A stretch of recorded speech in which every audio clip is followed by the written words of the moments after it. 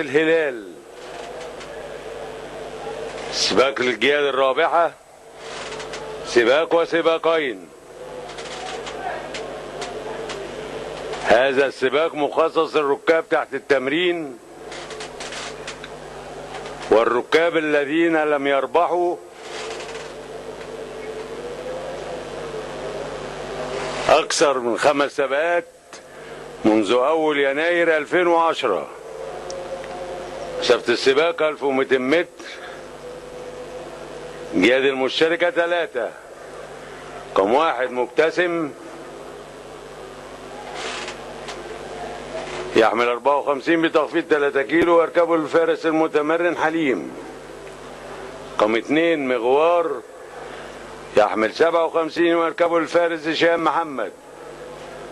ورقم 3 ريم الفلا تحمل 55.5 ويركبها الفارس مسعد.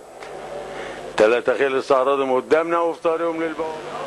مستعدين. قاموا 3 خيل.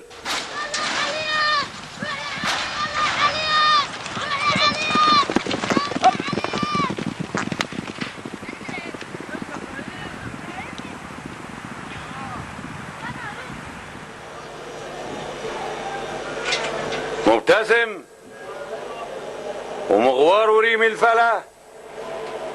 مبتسم ومغوار وريم الفلا عدوا 1000 متر. مبتسم ومغوار قربوا على 800 متر.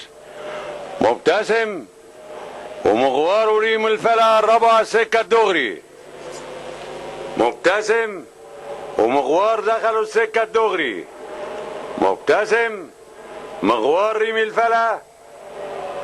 مبتسم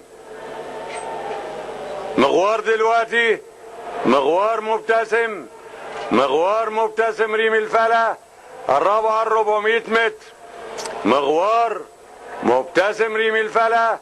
مغوار ورا منتسب ريم الفلا.